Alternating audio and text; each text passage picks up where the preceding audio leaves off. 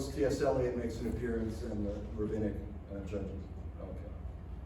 So T.S. Eliot stands before a heavenly court, the prosecutor. T.S., I gotta tell you the MS. Weinstein here, pardon the cigar. Remember me, palms turned out, Chicago semi-Viennese. Like I'm some kind of ape? You didn't like my baggy pants. Now I'm here to take your measure. To prosecute is drag, but I got a sign.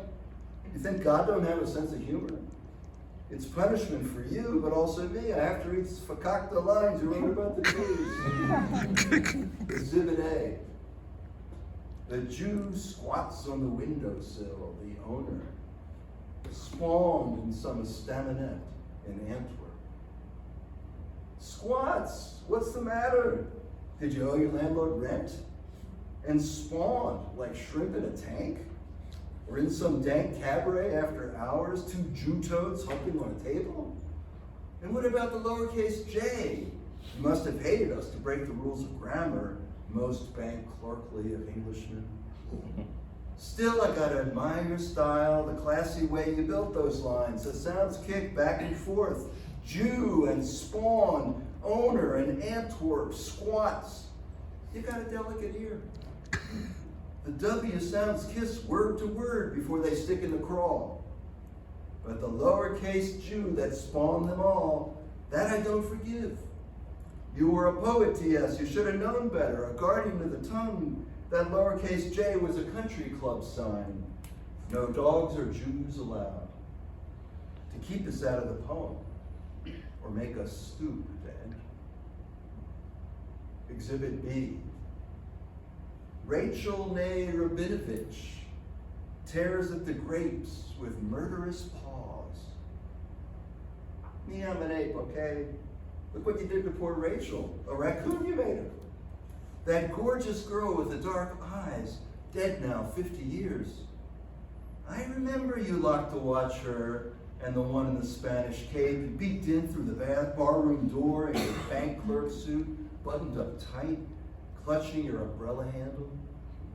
Premature, dirty old man, did you dream Rabinovich, a rabbi's daughter, would softly claw your grapes? If only you weren't so scared. If only you had known her, what a world of wonder she hid. You were drawn by what was under, and you were afraid to.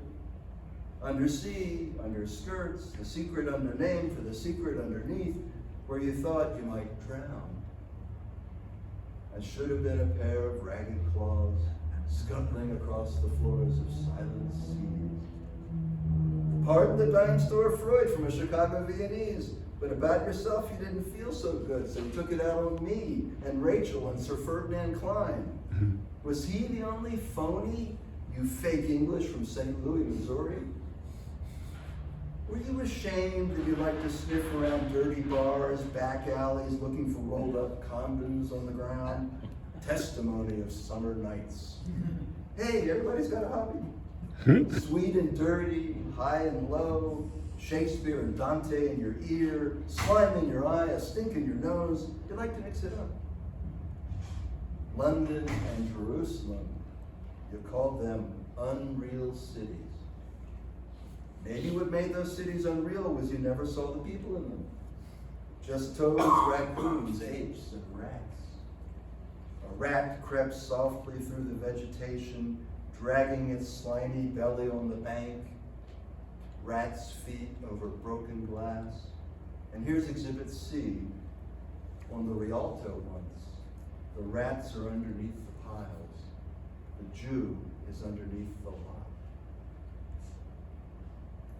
That time in Venice, a Jew got between you and a painting.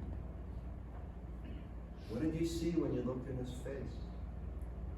A lusterless, protrusive eye stares from the protozoic slime at a perspective of Canaletto.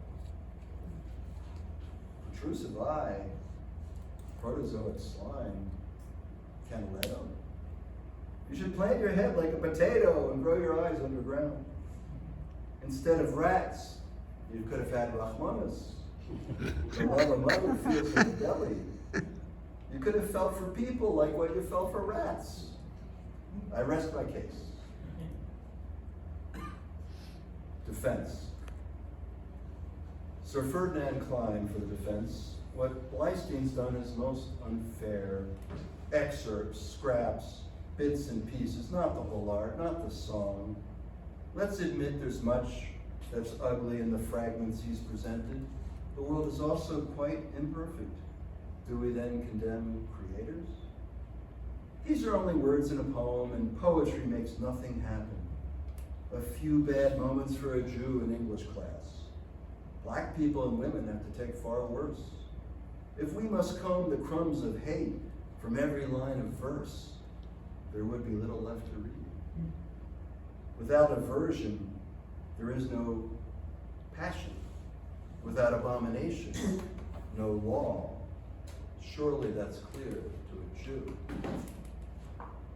Judge to Eliot. I wonder, do you think that's so? Does music have no power?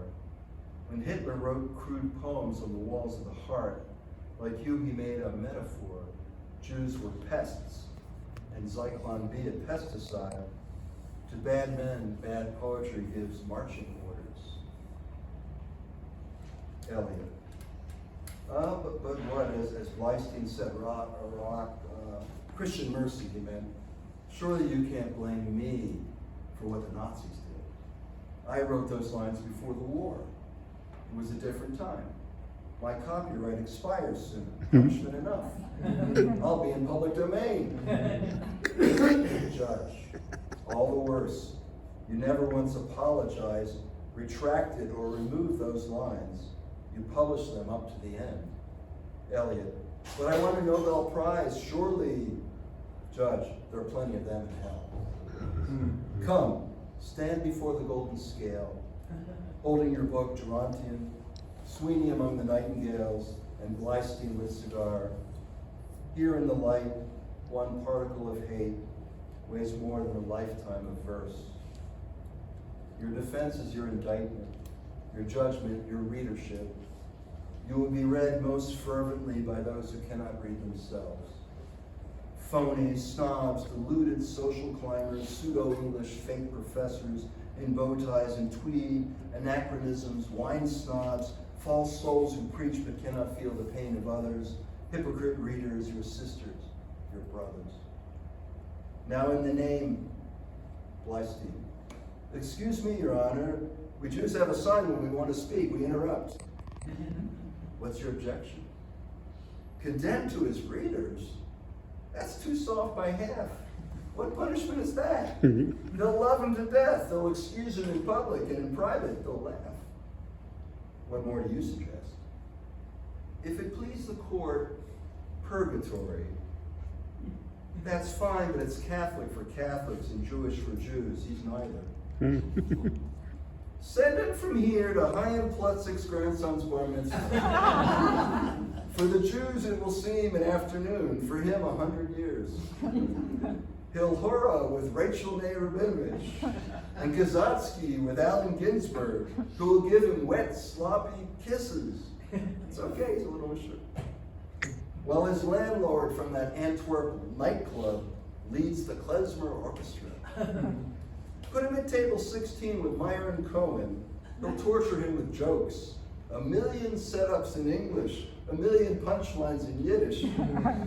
Then when he's hungry for his delicate palate, matzo ball soup with schmaltz on top, gallon after gallon, and 1,000 miles of dishes, shaking glaucous jelly, each with a shtickle gefilte fish, stamped with a capital J. Eliot, I am bound upon a bagel of fire. Silence. As the accused seems unrepentant, we'll take Bleistin's suggestion to heart, turning to Eliot. And now in the name of the letter J, which everyone can see, J that stands for Jehovah, Jesus, but also for Jew, that little J you left behind now stands for justice too. Bleistin. Poets, you should be careful the words you choose. Remember, there are no lowercase Jews. Oh.